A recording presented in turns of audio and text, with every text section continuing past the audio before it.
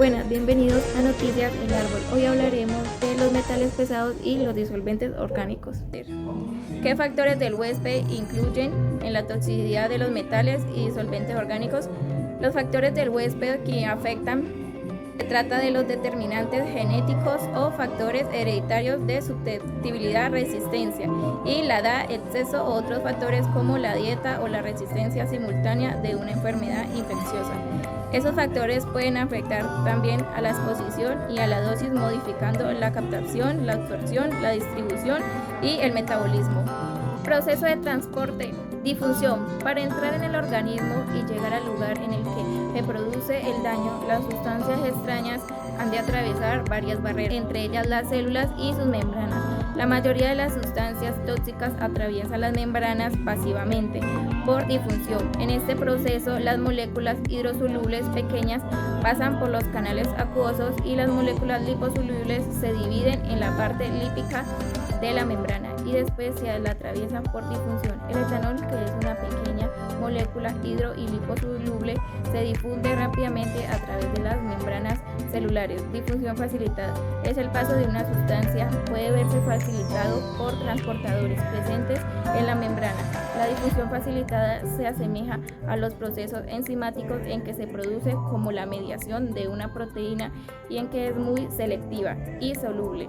Transporte activo. Algunas sustancias atraviesan las membranas celulares mediante un transporte activo. Este transporte se realiza con la mediación de proteínas transportadoras en un proceso análogo al de las enzimas. El transporte activo es similar a la difusión facilitada, pero puede producirse en contra de un gradiente de concentración. Necesita un aporte de energía y un inhibidor metabólico. Puede bloquear el proceso. Transporte en los fluidos corporales. Las sustancias se mueven a sí mismos por el cuerpo con el movimiento del aire en el sistema durante la respiración y con los movimientos de la sangre, la linfa o la orina. Filtración. Debido a la presión hidrostática o osmótica, grandes cantidades de agua atraviesan los poros del endotelio. Todo soluto que sea suficientemente pequeño se filtrará junto con el agua. Hay ciertos niveles de filtración en el lecho de los capilares de todos los tejidos, pero es importante sobre todo en la formación de la orina primaria en el glomérulo renal. Absorción. La absorción es el paso de una sustancia del medio ambiente al organismo. Por lo general se entiende no solo como el hecho de atravesar la barrera tubular, sino también cómo se llega al interior de la circulación sanguínea. Absorción pulmonar. Los pulmones son la principal ruta de depósito y absorción de pequeñas partículas suspendidas en el aire, como gases, vapores o aerosoles. En el caso de los gases o vapores muy hidrosolubles, una parte importante de la absorción se produce en la nariz y en el árbol respiratorio, pero en el caso de las sustancias menos solubles se produce principalmente en los alvéolos pulmonares. Los alvéolos poseen una superficie enorme. Además, la barrera de difusión es sumamente pequeña, solo dos delgadas capas de célula y una distancia de micras entre el aire alveolar y la circulación sanguínea sistemática. Ello hace que los pulmones sean un órgano muy eficiente para el intercambio no solo de gases, oxígeno, dióxido de carbono, sino también de otros gases o vapores. Absorción percutánea. La piel es una barrera muy eficiente, aparte de su función termorreguladora, protege el organismo de microorganismos, la radiación ultravioleta y otros agentes nocivos, y también de la pérdida de agua excesiva. La distancia de disfunción en la dermis es del orden de décimas de milímetros.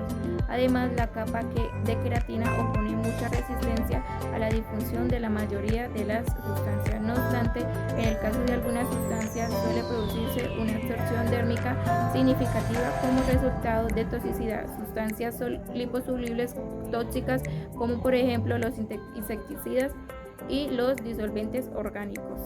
Absorción gastrointestinal. Se produce tras la ingestión accidental o deliberada de las sustancias.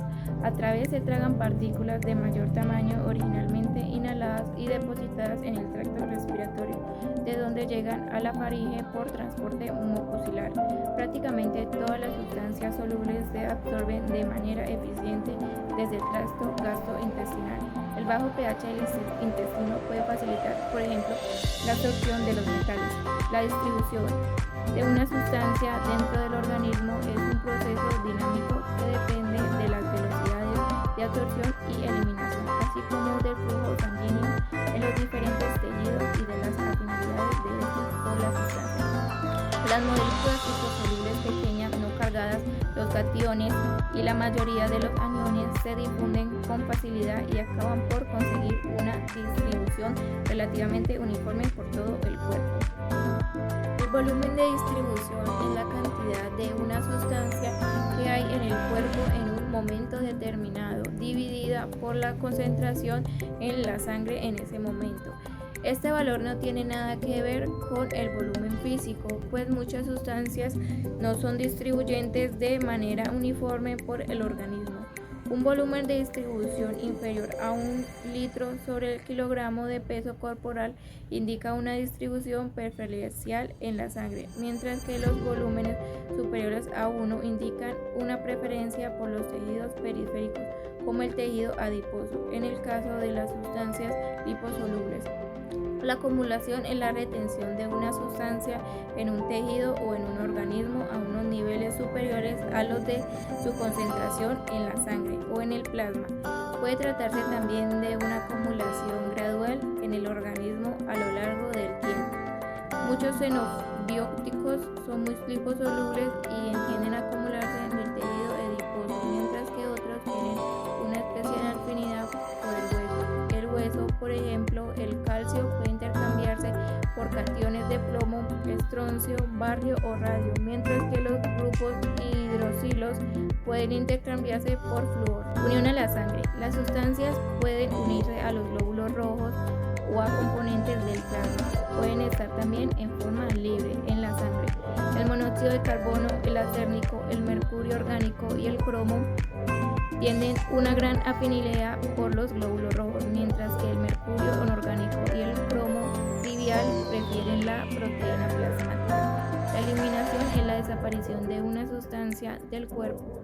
Puede consistir en excreción al exterior del organismo o en su transformación en otra sustancia que no son captadas por un determinado método de medición. La velocidad de desaparición puede expresarse mediante la constante de eliminación o vida media biológica.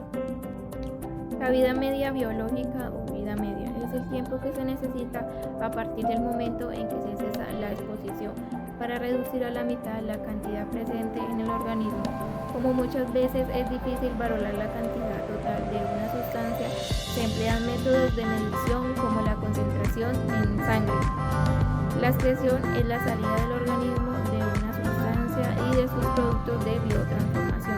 La excreción se realiza por la orina y la bilis. El principal órgano excretor es el riñón. Algunas sustancias, especialmente los ácidos de alto peso molecular, se excretan con la bilis. Recomendaciones para prevenir intoxicación por estos compuestos. Primero, identificar la fuente de contaminación. Controlar la difusión a partir de estas, tratando de no incluir en los procesos industriales materia prima que contengan materiales pesados. Utilizar los elementos de protección necesarios.